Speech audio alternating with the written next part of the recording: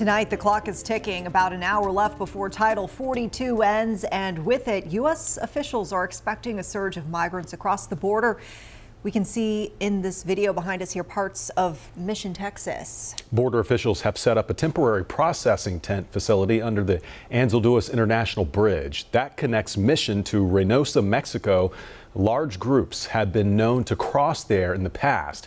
In March 2021, thousands gathered at this same bridge seeking asylum during a period of increased border crossings. Now, you might have heard these words, right? Title 42 said hundreds of times within the last month or more. But you may not be sure about all about this. So let's catch you up with some of the key things to know here. Title 42 is a pandemic era policy that immediately expelled immigrants without providing any type of asylum hearing. That's going away at 11:59 tonight.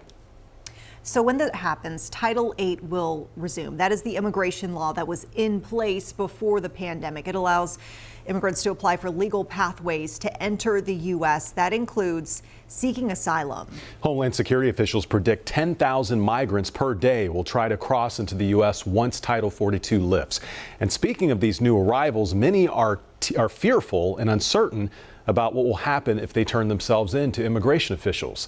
Immigration policies have been a long-standing divide among Democrats and Republicans. With the clock ticking, several GOP senators traveled to the border today. That includes North Carolina Senator Ted Budd, who says this issue is going to take a bipartisan effort.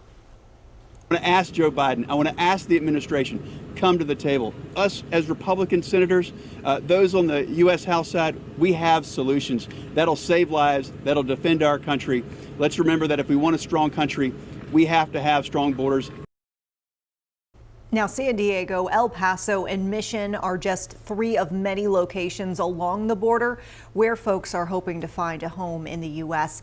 And with the final hour upon us, local area agencies are preparing for migrants in the Charlotte area over the next few days. As WCNC Charlotte's Colin Mayfield found out, families have already started to trickle in while those organizations call on the community to open its arms. Colin? Yeah, I got to remember this is about human beings, right? Charlotte agencies like Camino and the campus there have been working with the city and the county to prepare for what could be an influx of immigrants, as you spoke of. Now they're pulling out all the calls for supplies and resources that will help the newly arrived find peace of mind. Over the last 11 days, we have seen 56 individuals, newcomers to Camino's campus. And within the last 24 hours, we've had about 20 individuals on site. With the changed immigration policies that will take place at midnight, immigrants are already making their way to Charlotte. Diedre John with Camino says the team at the campus have been working day and night to prepare for what could be an influx over the coming week and beyond. For us to really be able to integrate families back into the community fast, we are asking for housing assistance, whether it's a room that you can rent, whether it's a full house. A call to the community as thousands of men, women, and children sit at the Texas-Mexico border. Sharon Dove, who runs the Immigrant Justice Program at the Charlotte Center for Legal Advocacy, says the people that are able to make it here will need assistance, and lots of it. The organization looks to connect with the newly arrived to provide legal representation and assistance. An even larger number of individuals will come to the Charlotte region. People have been coming here for decades. Families are here. It's the logical place. It's really putting a lottery on people's lives. While emergency shelters like Camino's prepares and the Center for Legal Advocacy connects with those they can help navigate the system of a new country, Gina Kraus-Vilmar tells me the new policy will make the journey harder, not just to get to the United States, but to stay here. As people wait and they're not able to work and they become more desperate to feed their families, bad things happen. People do not make the decision to uproot themselves, their families, their life based on policies of any other country. They do it because they feel they have no other choice.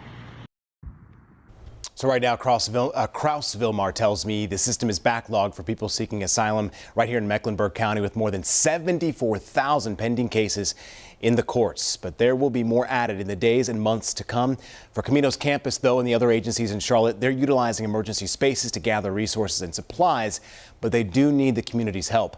I've put that list in this story on our website right now. You can find that on WCNC.com.